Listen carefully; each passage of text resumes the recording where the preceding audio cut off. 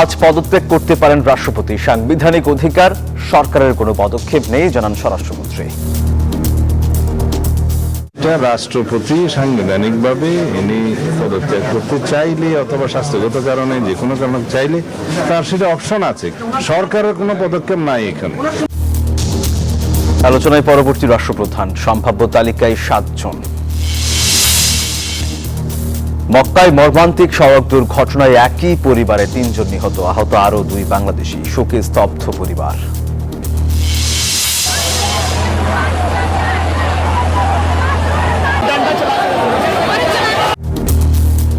Cockroach পার্টির আন্দোলনে উত্তাল দিল্লি, ছড়াচ্ছে ভারত জুড়ে। আজ সারা দেশে বিক্ষোভের ডাক, অতিরিক্ত বল প্রয়োগের অভিযোগ।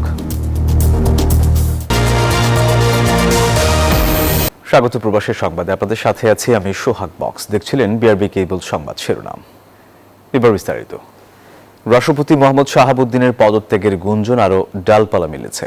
বিভিন্ন সূত্র বলছে, অসুস্থতার কারণ দেখিয়ে আজই স্পিকারের কাছে পদত্যাগপত্র পাঠাতে পারেন তিনি। তবে বঙ্গভবন থেকে এখনও আনুষ্ঠানিকভাবে কিছু জানা যায়। সচিবালয়ে স্বরাষ্ট্রমন্ত্রী সাংবাদিকদের জানান, পদত্যাগ রাষ্ট্রপ্রধানের সাংবিধানিক অধিকার। এই ব্যাপারে সরকারের কোনো পদক্ষেপ নেই। আজ অনেক কিছু জানা যাবে বলেও মন্তব্য করেন তিনি। মোহাম্মদ শাহাবুদ্দিন 2023 সালের 24 এপ্রিল 22তম রাষ্ট্রপতি হিসেবে শপথ নেন। তার 5 বছরের মেয়াদ শেষ হওয়ার কথা 2028 সালের এপ্রিলে। 2024 সালের 5 আগস্ট ছাত্র জনতার অভ্যুত্থানে আওয়ামী লীগ সরকারের পতনের পর রাজনৈতিক পালাবদল হলেও অন্তর্বর্তী সরকারের সময়ও রাষ্ট্রপতি হিসেবে দায়িত্ব পালন করেন মোহাম্মদ শাহাবুদ্দিন। যদিও গণ অভ্যুত্থানের পর তার অপসারণ চেয়েছিলেন শিক্ষার্থীরা। 12 ফেব্রুয়ারি নির্বাচনের মধ্য দিয়ে বিএনপি ক্ষমতায় আসার পর সরকারের রাজনৈতিক পটভূমিতে ভিন্নতা তৈরি হলেও রাষ্ট্রপতি শাহাবুদ্দিনকে সঙ্গে সঙ্গে সরানোর পথে যায়নি বিএনপি। যদিও সরকার পরিবর্তনের পর থেকেই রাষ্ট্রপতির ভবিষ্যৎ নিয়ে রাজনৈতিক অঙ্গনে নানা আলোচনা ছিল। পালন করিব। আমি সংবিধান অনুযায়ী রাষ্ট্রপতি স্পিকারের কাছে পদত্যাগ করবেন। নতুন কেউ না আসা পর্যন্ত স্পিকারই হবেন রাষ্ট্রপ্রধান। পদ শূন্য হলে নতুন রাষ্ট্রপতি নির্বাচন করতে হবে 90 দিনের মধ্যে। মোহাম্মদ শাহাবুদ্দিনের পদত্যাগের বিষয়ে বঙ্গভবন থেকে আনুষ্ঠানিক কোনো বক্তব্য বা ঘোষণা নেই। সচিবালয়ে স্বরাষ্ট্রমন্ত্রী জানালেন, এ নিয়ে সরকারের কোনো পদক্ষেপ নেই। আপনি বললেন যে এটা একটা গুঞ্জন, গণমাধ্যমে আসছে, হতে পারে আপনারা রাষ্ট্রপতিকে জিজ্ঞেস করতে পারেন। প্রক্রিয়াটা না, এটা রাষ্ট্রপতি সাংবিধানিকভাবে ইনি পদত্যাগ করতে চাইলে অথবা স্বাস্থ্যগত কারণে যে কোনো কারণে চাইলে তার সেটা অপশন আছে, কিন্তু আমরা তো জানি না। সরকারের কোনো পদক্ষেপ নাই এখানে। সেটা তো সরকারের পক্ষ থেকে তো আর কিছু বলা হচ্ছে না। এদিকে বিকেলে অনুষ্ঠিত মন্ত্রিসভার বৈঠকে রাষ্ট্রপতির পদত্যাগের বিষয় নিয়ে কোনো আলোচনা হয়নি বলে জানিয়েছেন একাধিক মন্ত্রী। স্বরাষ্ট্রমন্ত্রী জানান, রাষ্ট্রপতির পদত্যাগের বিষয়টি আগামীকাল পরিষ্কার হবে। স্পিকার তো নাই ভাই, স্পিকার তো নাই, তাহলে তো কাউকে হচ্ছে না, কাউকে হচ্ছে তারপরে অন্য কোনো বিষয় আলোচনা, একটা অবৈধীকরণ, তারপরে কিছু আলোচনা, আমাদের এই রাষ্ট্রপতির বিষয়ে কোনো আলোচনা হয়নি। পরবর্তী রাষ্ট্রপতি কে হবেন সেটা পরে নির্ধারণ হবে বলেও জানান স্বরাষ্ট্রমন্ত্রী। শানাজি ইয়াসমিন, নিউজ 24, ঢাকা। কে হচ্ছেন বাংলাদেশের পরবর্তী রাষ্ট্রপতি? কার হাতে যাচ্ছে বঙ্গভবনের চাবি? রাষ্ট্রপতির সম্ভাব্য তালিকায় রয়েছেন বিএনপির 6 জ্যেষ্ঠ নেতা এবং একজন সিনিয়র সচিবের নাম। দেশের ক্ষমতার কেন্দ্রে এখন নতুন সমীকরণ, কার মাথায় উঠবে রাষ্ট্রপতির মুকুট? বর্তমান রাষ্ট্রপতির পদত্যাগ, রাষ্ট্রপতি হওয়ার আলোচনায় থাকা ব্যক্তিদের বিষয়ে আরও জানাচ্ছেন মাসুদ সুমন। বেসামরিক কর্মকর্তাবৃন্দ, 2024 সালের 5 আগস্ট ছাত্র জনতার অভ্যুত্থানে আওয়ামী লীগ সরকারের পতনের পর বদলে যায় দেশের রাজনৈতিক পরিস্থিতি। 12 ফেব্রুয়ারি ত্রয়োদশ জাতীয় সংসদ নির্বাচনে বিজয়ী হয়ে তারেক রহমানের নেতৃত্বে সরকার গঠন করে বিএনপি। পদের শপথ ও গোপনীয়তার শপথ। বর্তমান সরকারের 5 মাসের মাথায় জোর গুঞ্জন শুরু হয়েছে রাষ্ট্রপতির পদত্যাগ নিয়ে। যদি রাষ্ট্রপতি মোহাম্মদ শাহাবুদ্দিন পদত্যাগ করেন, তাহলে কে হবেন বাংলাদেশের 23তম রাষ্ট্রপতি? রাষ্ট্রপতি হিসেবে আলোচনায় রয়েছেন বিএনপি মহাসচিব মির্জা ফখরুল ইসলাম আলমগীর। 2011 সালের মার্চ মাস থেকে তিনি ভারপ্রাপ্ত মহাসচিব হিসেবে দায়িত্ব পালন করেন। 2016 সালে দলটির 6ষ্ঠ জাতীয় সম্মেলন থেকে মহাসচিব হিসেবে দায়িত্ব পালন করেন মির্জা ফখরুল। আলোচনায় রয়েছেন বিএনপির স্থায়ী কমিটির জ্যেষ্ঠ সদস্য ডক্টর খন্দকার মোশাররফ হোসেন। ৭৯ বছর বয়সী খন্দকার মোশাররফ কুমিল্লা 1 আসন থেকে এবার সংসদ সদস্য নির্বাচিত হয়েছেন। এছাড়া রাষ্ট্রপতি হওয়ার সম্ভাব্য তালিকায় রয়েছেন বিএনপির স্থায়ী কমিটির সদস্য ডক্টর আব্দুল মুইন খান ও নজরুল ইসলাম খান। রাষ্ট্রপতির পদ শূন্য হলে নতুন রাষ্ট্রপতি নির্বাচিত না হওয়া পর্যন্ত জাতীয় সংসদের স্পিকার হাফিজউদ্দিন আহমদ ভারপ্রাপ্ত রাষ্ট্রপতির দায়িত্ব পালন করবেন। গুঞ্জনের রেশ ধরে ভারপ্রাপ্ত রাষ্ট্রপতিকেই স্থায়ী রাষ্ট্রপতি করা হবে কিনা সময়ই তা বলে দিবে। রাষ্ট্রপতি হওয়ার গুঞ্জনে জায়গা করে নিয়েছেন সিনিয়র যুগ্ম মহাসচিব রুহুল কবির রিজভী। দলের বিভিন্ন রাজনৈতিক কর্মকাণ্ড ও নিয়মিত প্রেস ব্রিফিং এর মাধ্যমে তিনি দলের মুখপাত্র হিসেবেও দায়িত্ব পালন করে আসছেন। বঙ্গভবনের পরবর্তী বাসিন্দাকে এই আলোচনায় চুক্তিভিত্তিক নিয়োগে থাকা মন্ত্রিপরিষদ সচিব নাসিমুল গনির নামও শোনা যাচ্ছে। গুঞ্জন আর জল্পনা কল্পনার অবসান হলেই জানা যাবে কে হচ্ছেন বঙ্গভবনের 23তম বাসিন্দা। মাসুদ সুমন, নিউজ 24, ঢাকা। সৌদি আরবে মর্মান্তিক সড়ক দুর্ঘটনায় একই পরিবারের 3 জন নিহত হয়েছেন। আশঙ্কাজনক অবস্থায় আছেন বাবা ও বড় ছেলে। পারিবারিক স্থানীয় সূত্রে জানা গেছে, স্থানীয় সময় বৃহস্পতিবার পবিত্র উমরা পালনের উদ্দেশ্যে রিয়াদ থেকে মক্কায় যাওয়ার পথে এই সড়ক দুর্ঘটনা ঘটে। দুর্ঘটনায় আহত বাবা ও বড় ছেলে বর্তমানে আশঙ্কাজনক অবস্থায় চিকিৎসাধীন রয়েছেন। নিহতদের বাড়ি ঢাকার শেরেবাংলা নগর থানার নর্থ শ্যামলীর 2 নম্বর রোডে। একই পরিবারের 3 সদস্যের এমন মর্মান্তিক মৃত্যুতে ঢাকার নর্থ শ্যামলী এলাকা সহ স্বজনদের মধ্যে গভীর শোকের ছায়া নেমে এসেছে। বিভিন্ন সামাজিক সংগঠন ও শিক্ষা প্রতিষ্ঠানের পক্ষ থেকে শোক সন্তপ্ত পরিবারের প্রতি গভীর সমবেদনা জানানোর পাশাপাশি আহতদের দ্রুত সুস্থতা কামনায় দোয়া প্রার্থনা করা হয়েছে। সরকারের আশ্বাসে থামেনি ক্ষোভ, বরং আরও উত্তপ্ত হয়েছে রাজপথ। শিক্ষামন্ত্রীর পদত্যাগের দাবিতে বৃহস্পতিবারও আন্দোলনের মাঠে ছিল ককরোচ জনতা পার্টি। সেই সঙ্গে যন্তর মন্তরে বিক্ষোভকারীদের উপর পুলিশি নির্যাতনের প্রতিবাদে আজ দেশে জুড়ে দিয়েছে বিক্ষোভের ডাক। এই এলাকার আশেপাশে ইন্টারনেট বন্ধ রয়েছে। এদিকে দিল্লির বিক্ষোভ ছড়িয়ে পড়ছে পশ্চিমবঙ্গ, বিহার, উত্তরপ্রদেশ সহ বিভিন্ন রাজ্যে। শিক্ষা ইস্যুতে শুরু হওয়া এই প্রতিবাদ এখন ক্রমেই রূপ নিচ্ছে বড় রাজনৈতিক চ্যালেঞ্জে।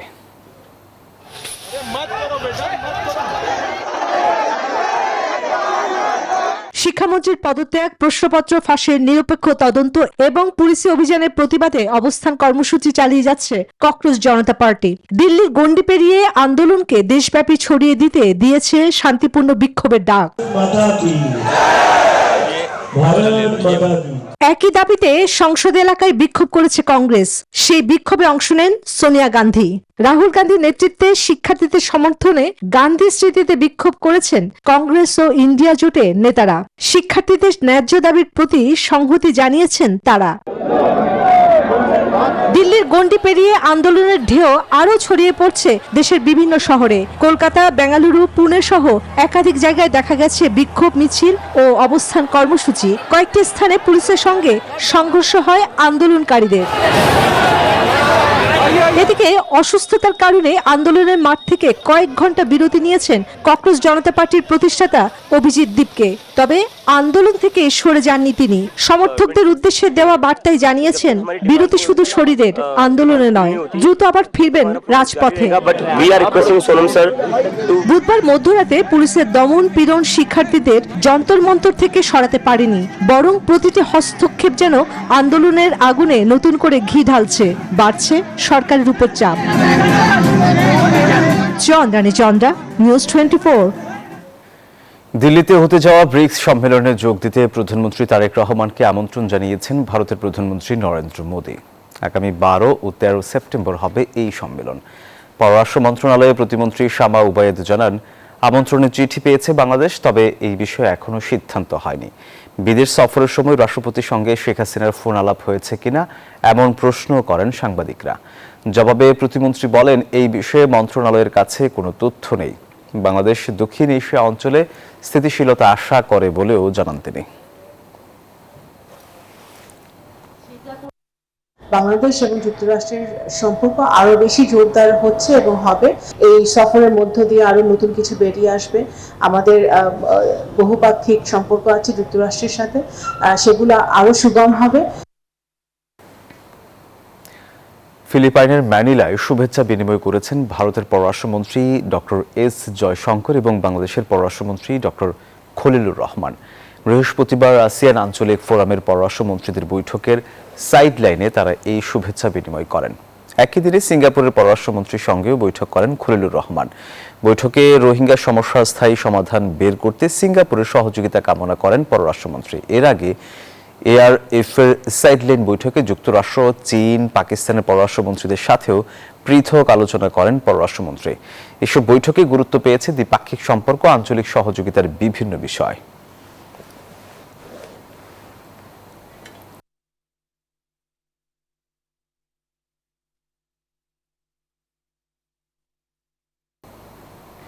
বিদেশে অবস্থানরত বাংলাদেশি নাগরিকদের পাসপোর্টের তথ্য সংশোধন করে নতুন পাসপোর্ট ইস্যু ও পুনঃ ইস্যুর সময়সীমা আরও 6 মাস বাড়িয়েছে সরকার। স্বরাষ্ট্র মন্ত্রণালয়ের এক প্রজ্ঞাপনে জানানো হয়, এই বিশেষ সুবিধা আগামী 31 ডিসেম্বর 2026 পর্যন্ত কার্যকর থাকবে।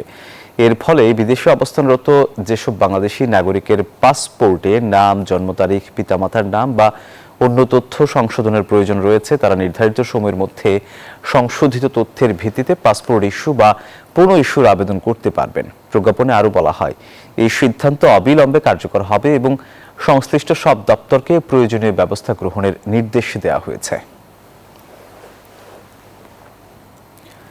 জাতিসংঘের পরবর্তী মহাসচিব নির্বাচনের দৌড়ে থাকা 6 প্রার্থী বৃহস্পতিবার ঐতিহাসিক সাধারণ পরিষদ হলে টেলিভিশন বিতর্কে অংশ নেন। বিদায়ী মহাসচিব অ্যান্তোনিও গুইতেরেসের উত্তরসূরি নির্বাচনের আনুষ্ঠানিক প্রক্রিয়া শুরুর 1 সপ্তাহ আগে এই বিতর্ক অনুষ্ঠিত হয়, যেখানে প্রতিদ্বন্দ্বিতা করেন চিলির মিশেল ব্যাচেলেট, ইকুয়েডরের মারিয়া ফার্নান্দেজ স্পিনোসা, আর্জেন্টিনার রাফায়েল গ্রোসি, কোস্টারিকার রেবেকা গ্রিন্সপান, গায়ানার ক্যারোলিন রদ্রিগেজ, বিরকেট ও সেনেগালের ম্যাকি সাল।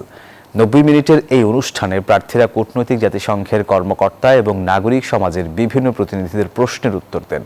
জাতিসংঘ সাধারণ পরিষদের সভাপতি আনালেনা বেয়ারবক জানান, এই আলোচনা বিশ্বজুড়ে অন্যতম গুরুত্বপূর্ণ পদে থাকা প্রার্থীদের চিন্তা ভাবনা, অগ্রাধিকার এবং নেতৃত্বের দৃষ্টিভঙ্গি জানার একটি বিরল সুযোগ তৈরি করবে।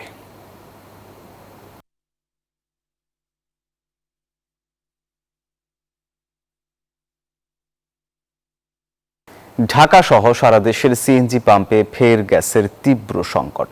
কয়েকদিন ধরেই এক পাম্প থেকে আরেক পাম্পে ছুটছেন চালকরা। যেখানেই যাচ্ছেন সেখানে দীর্ঘ সারি, অপেক্ষা ঘন্টার পর ঘন্টা। আর কর্তৃপক্ষ বলছে গ্যাসের চাপ কম, তাই চাহিদা মেটাতে হিমশিম খেতে হচ্ছে। এদিকে সরকারের পক্ষ থেকে বলা হচ্ছে, মহেশখালী টার্মিনালে কারিগরি ত্রুটির কারণে এমন পরিস্থিতি, সংকট কেটে যাবে শিগগিরই। সিএনজি স্টেশন থেকে যানবাহনের জন্য গ্যাস নেওয়া এখন যেন ধৈর্যের বিরাট একটা পরীক্ষা। কেউ আসছেন ভোর রাতে, কেউ ভোরের আলো ফুটতে না ফুটতেই। দীর্ঘ সারিতে অপেক্ষাটা ঘন্টার পর ঘন্টা, কারো লাগছে 4 ঘন্টা, কারো লাগছে আরও বেশি। কেউ বা আবার ঘুরছেন এই পাম্প থেকে সেই পাম্পে। রাজধানী জুড়েই এমন পরিস্থিতি। গ্যাস নাই, গ্যাস আপনার 1 সপ্তাহ 15 দিন যাবতেই ঠিকমতো গ্যাস নিতে পারি না, গ্যাসের প্রেসার কম, 1-150 টাকার গ্যাস ঢোকে আর ঢোকে না। 8টার থেকে এখানে সিরিয়াল আছে। সরকারের কাছে দাবি এইটাই আমাদের, যে আমরা যেন পাম্পে গ্যাসটা পাই, কারণ এটাতে আমাদের রিজিক। রাজধানীর পার্শ্ববর্তী এলাকা গাজীপুরের টঙ্গী, এখানেও ভোর থেকে দেখা গেছে লম্বা সারি। প্রেসার যেখানে 210-20 থাকার কথা, সেখানে প্রেসার চলে আসছে 110-20-এ। গ্যাস পাওয়া যায় না, প্রেসার থাকে না, একবার গ্যাস নিয়ে ঢাকায় যাই আবার আসা যায় না। সাভারেও একই চিত্র। সিএনজি ফিলিং স্টেশন ও কারখানায় দেখা গিয়েছে গ্যাসের তীব্র সংকট। কোথাও কোথাও তীব্র ভিড়ে বিশৃঙ্খলার ঘটনাও ঘটছে। বুধবার রাতে ঠাকুরগাঁওয়ে ঘটে এমন ঘটনা। বৃষ্টি উপেক্ষা করে বিভিন্ন ফিলিং স্টেশনে দেখা গেছে উপচে পড়া ভিড়। ঘটেছে হাতাহাতির ঘটনাও। হুজুগে বাঙালি কেউ একজন বলছে উরমুজ প্রণালী বন্ধ হয়ে গেছে, আর তেল ঢুকবে না, হুজুগে সবাই তেল নিতে চলে আসছে। প্রশাসন ও পাম্প কর্তৃপক্ষ অবশ্য বলছে জ্বালানির কোনো সংকট নেই, সবই গুজব। 2টার পর থেকে মানুষ খুব তেল নেওয়ার জন্য ভিড় করতেছে, কিন্তু আমাদের তেল প্রচুর পরিমাণ আছে, তেলে কোনো সমস্যা নাই, সংকট নাই। সরকারিভাবে জানানো হয়েছে আগামী 2-3 দিনের মধ্যেই কেটে যাবে গ্যাসের সংকট। মাইদুল ইসলাম, নিউজ 24, ঢাকা। বাংলাদেশে বিনিয়োগে বিদেশিদের প্রতি আহ্বান জানিয়েছেন প্রধানমন্ত্রী তারেক রহমান। সব ধরনের সহযোগিতার আশ্বাসও দিয়েছেন তিনি। বৃহস্পতিবার সকালে চীন মৈত্রী সম্মেলন কেন্দ্রে এক আয়োজনে এসব কথা বলেন তিনি। জানান, 2034 সালের মধ্যে $1 ট্রিলিয়ন অর্থনীতি গড়তে চায় সরকার। বিদেশি বিনিয়োগ বাড়িয়ে কর্মসংস্থান ও অর্থনৈতিক প্রবৃদ্ধি ত্বরান্বিত করার লক্ষ্যে রাজধানীর চীন মৈত্রী সম্মেলন কেন্দ্রে অনুষ্ঠিত হল ফিকি এফডিআই সম্মেলন 2026। এতে প্রধান অতিথি হিসেবে যোগ দেন প্রধানমন্ত্রী তারেক রহমান। দেশের অর্থনীতি, বিনিয়োগ ও ব্যবসা বাণিজ্যের সম্ভাবনা ও চ্যালেঞ্জের নানা দিক উঠে আসে সম্মেলনে। How to convert these advantages into a larger, more diversified and more sustainable flow of foreign investment. Allows us to privatize a lot of government assets in a much faster pace. It also enables us to do things like free trade zone, how we get all the students for our country, those who are in the school, colleges, universities, ready for the future of the world. এ সময় প্রধানমন্ত্রী বলেন, বাংলাদেশের দ্রুত বিকাশমান অভ্যন্তরীণ বাজার, তরুণ জনশক্তি, কৌশলগত ভৌগোলিক অবস্থান এবং নির্বাচিত সরকারের স্থিতিশীলতা বিদেশি বিনিয়োগের জন্য বড় শক্তি। তিনি আশ্বস্ত করেন, বাংলাদেশে বিনিয়োগ করলে পাশে থাকবে সরকার। The new forward-looking BNP government wants your companies to invest and expand in Bangladesh. Whether you are a local entrepreneur or a foreign investor. When you invest in Bangladesh, our government will invest in you through our time, support and policies. প্রধানমন্ত্রী বলেন, ইতোমধ্যে বিনিয়োগের আইনি সুরক্ষা জোরদার এবং কর ও VAT ব্যবস্থা সহজীকরণের উদ্যোগ নিয়েছে সরকার। সহজ করা হয়েছে মুনাফা দেশে ফেরত আনার প্রক্রিয়া। সেই সাথে পুঁজিবাজার শক্তিশালী করা এবং লালফিতার দৌরাত্ম্য কমানোর উদ্যোগ নেওয়া হয়েছে। পাশাপাশি নবায়নযোগ্য জ্বালানি, বন্দর, লজিস্টিক ও অবকাঠামো উন্নয়নেও গুরুত্ব দেওয়া হচ্ছে। We are also developing a stronger capital market, encouraging startups, reducing unnecessary regulation, cutting red tape, simplifying government procedures, and digitizing public services. প্রধানমন্ত্রী বলেন, বাংলাদেশ শুধু বিনিয়োগের গন্তব্য নয়, দীর্ঘমেয়াদী অংশীদারিত্বেরও নির্ভরযোগ্য ঠিকানা হতে চায়। দেশি বিদেশি বিনিয়োগকারীদের নতুন কর্মসংস্থান সৃষ্টি এবং একটি সমৃদ্ধ বাংলাদেশ গড়ার যাত্রায় দেশি বিদেশি বিনিয়োগকারীদের অংশীদার হওয়ার আহ্বান জানান তিনি। হোসেন শাহাদাত, নিউজ 24, ঢাকা। গণভোট অবৈধ হলে দেশে এখন কোনো সরকার নেই, এমন মন্তব্য করেছেন বিরোধী দলীয় নেতা ডাক্তার শফিকুর রহমান। বলেন, গণভোটে 70% মানুষ সংস্কারের পক্ষে রায় দেওয়ার পরও সরকার বলছে অবৈধ। বৃহস্পতিবার বিকেলে রাজধানীর মিরপুরে এক জনসভায় বক্তব্য রাখেন তিনি। ন্যায্য অধিকার আদায়ে সবাইকে প্রস্তুত থাকারও আহ্বান জানান ডাক্তার শফিকুর রহমান। জুলাই শহীদ ও আহতদের যথাযথ সম্মান দিতে সরকারের প্রতি জোর দাবি জানান বিরোধী দলীয় নেতা।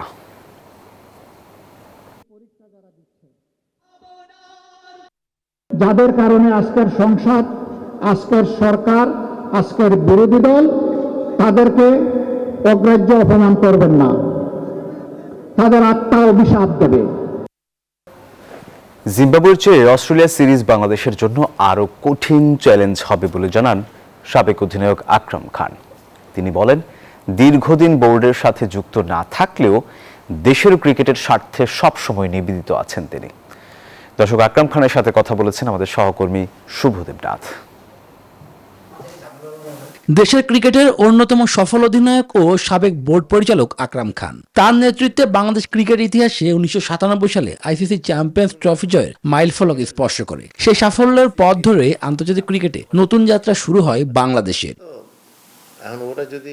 নিউজ 24-কে দেওয়া একান্ত সাক্ষাৎকারে জানান, দেশের ক্রিকেটের প্রয়োজনে ভবিষ্যতেও কাজ করতে চান তিনি, তবে সেটি স্বল্প সময়ের জন্য। রিসেন্টলি আমি বোর্ড থেকে বের হয়েছি, বাট ওটা তো কোনো ইয়ে না। যখনই যদি কোনো কিছু দরকার হয় আমরা তো অলওয়েজ আসি, যেহেতু জীবনে তো 60-70% ক্রিকেটের জন্য দিয়েছি। সম্প্রতি জিম্বাবুয়ে সফরে টেস্ট ও ওয়ানডে 2 সংস্করণে প্রত্যাশা পূরণ করতে পারেনি বাংলাদেশ। সামনে অস্ট্রেলিয়া মাটিতে 2 ম্যাচের টেস্ট সিরিজ। আকরাম খানের মতে কন্ডিশন, পেস বোলিং এবং ধারাবাহিক ব্যাটিং সব মিলিয়ে এই সফর হবে বাংলাদেশের জন্য আরও বড় পরীক্ষা।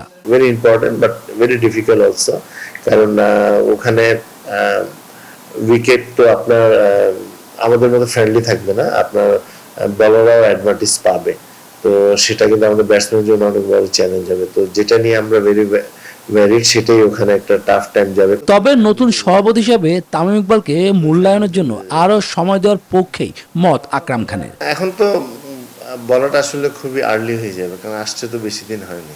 শুভদেবনাথ, নিউজ 24, ঢাকা।